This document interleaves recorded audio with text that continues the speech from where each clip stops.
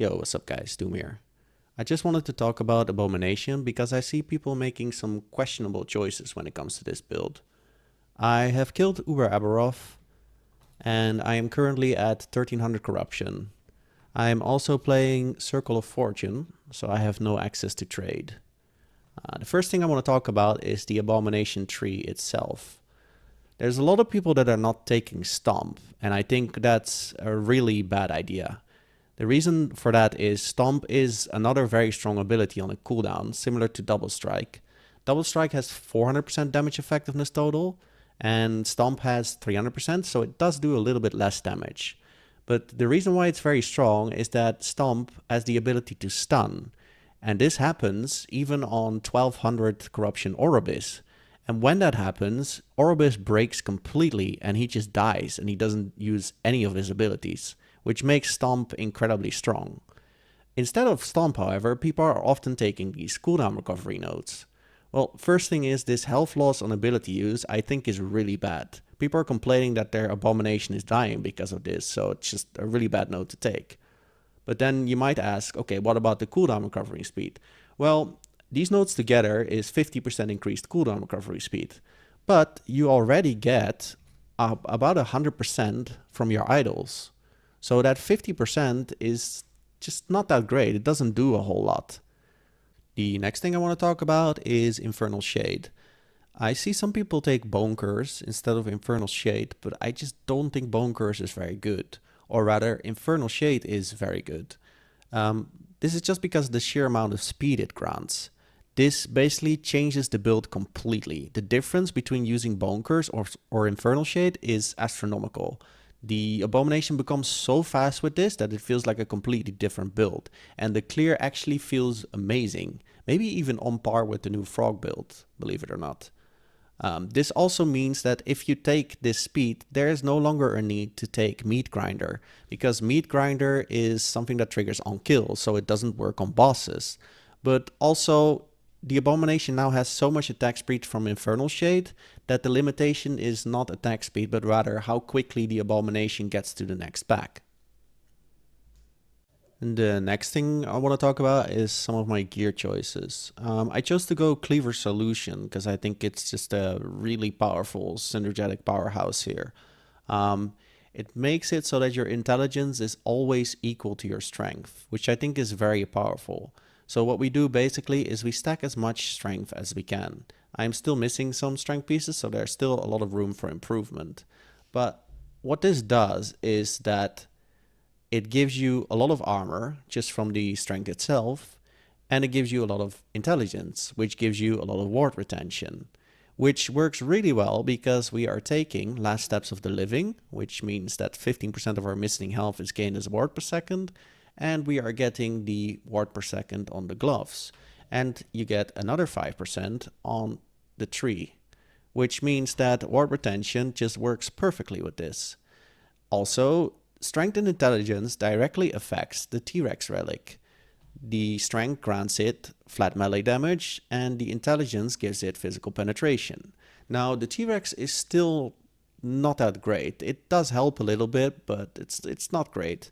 But the thing is, 20% of the bonuses that the T-Rex gets from this item applies to your Abomination. So suddenly, this becomes a very powerful item. In addition to that, since our intelligence is equal to our strength, we get a lot of benefit from this node on Aura of Decay, which makes it so that enemies around us have less poison resistance, which we then convert to physical resistance. So enemies have, with my current strength, which is 127, they have 127% less physical resistance, which is insane because all of the abilities that our Abomination uses, the basic attack, the stomp, and the double strike, are all physical. So this creates an insane amount of synergy and scaling.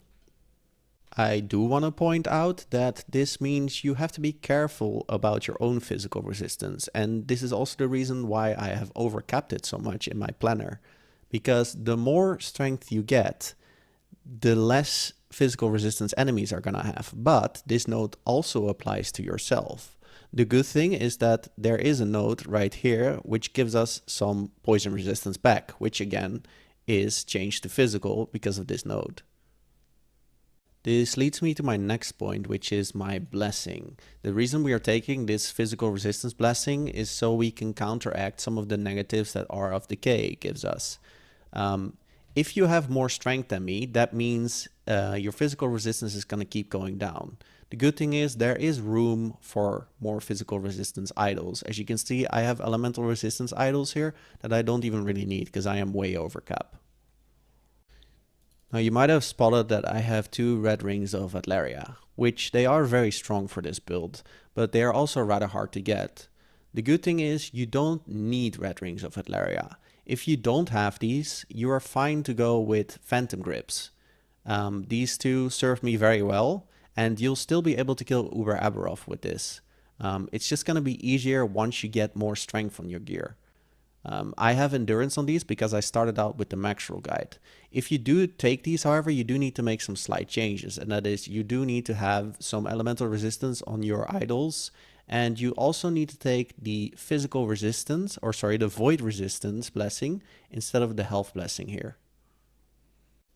The extra levels that you gain from your Phantom Grip, you can just put them basically wherever you want. You can put some more points in damage right here. You can choose to get a little bit more melee area, which helps with clear, or you can still choose to put a couple of points in Necro Sage. You can also choose to get more base crit, but you probably don't need base crit because Phantom Grip already grants base crit. Speaking of crit, with a double red ring setup, it does mean that our crit chance is a little bit harder to cap on our Abomination. To make sure we do cap him, the first thing we do is we do take this node right here, which gives us 2% base critical strike chance.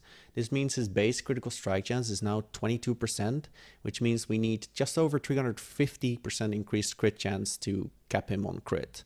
The first source is the passive tree. We get 100% crit chance for him right here. Then we get increased critical strike chance per intelligence here. So this again means the more strength you have, the more crit chance he is gonna have, the less pressure there will be on gear. So this is giving him 100%, and then we get 127% increased crit chance. So that's 227. And then I have a helmet here with 150% increased crit chance. Now, obviously, this is a perfect roll, which you don't really need, especially once you get more strength. You're not gonna need this. Strength in addition on this helmet would be really good.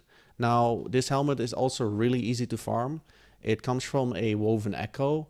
It's called the Antipode Rift, and the boss that is in this echo will always drop a helmet. And if you're playing Circle of Fortune like me, it can drop up to 2 or 3 helmets.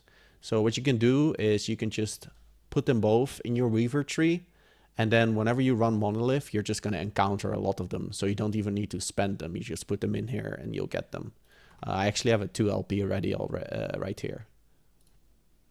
All right, so let's just move over some of the other pieces. I'm taking a Strand of Souls. I have increased health on here, which just helps with defenses. Pretty straightforward, pretty easy to farm from the Abomination boss.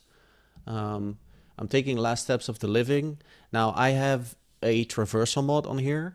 The Traversal mod actually isn't that great on Uber Abberoth because you're going to be moving around a lot with your transplant, which means your Abomination gets teleported with you. So you actually lose a little bit of DPS. The good thing is the Abomination is so fast, it doesn't really matter. You can get by with just having only the strength. If you're struggling on Uber Abberoth, just having strength and a movement speed roll helps a lot. The faster you are, the easier it's going to be to juke abilities and his balls in the arena. When it comes to Tyrant Skull, I just have +4 to assemble Abomination here. Should be pretty easy to get. If you can, you'd want to get strength in addition. Then we have Immortal Vice. Now this is obviously from Uber Abberoth, so you might not have this. Instead, we can just use a Grasp of the Blood Mage, which is a pretty common glove. I got lucky and got a 2 LP and I slammed strength on it, but just the Ward mod alone will be fine. Now, when it comes to the shield, I'm using the Bastion of Honor.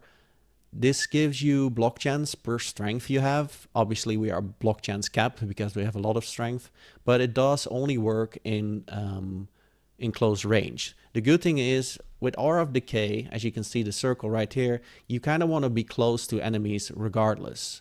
So most of the time your Bastion of Honor is gonna block just fine. And since it's not the only defensive layer and we get red rings later, or I have them right now currently, your defenses will be fine. Then I'm obviously getting Cleaver Solution. Now one flat melee would work just fine. The more you have, obviously, the better you're gonna be. You're gonna kill, the Abomination is gonna kill everything in monoliths. It's just gonna help a lot to get 2 flat damage affixes on the cleaver, just so it makes the Abberoth fight a lot quicker, but you don't need to. Then of course, Mantle of the Pale Ox. You only really need strength on this, but increased health is nice for defenses. Then the amulet, I have area on here, but this is just something for quality of life. What actually matters the most here is that you get +2 on the affixes, and the implicits actually matter a lot. The more all attributes you have, the more strength you have, which is good. Then movement speed matters a lot. The faster you are, the quicker you can clear, the better you can juke Abberoth's abilities. And all resistance matters a lot because we are very close when it comes to void resistance. We don't have a lot. Yeah, that's pretty much it. My idols are just minion cooldown recovery. That's the most important stat here. You want to get about 100%, but it doesn't really matter. I have potion health converted to ward here, which does help, but it's not required. Then I have some minion elemental resistance here and some physical resistance. Nothing special.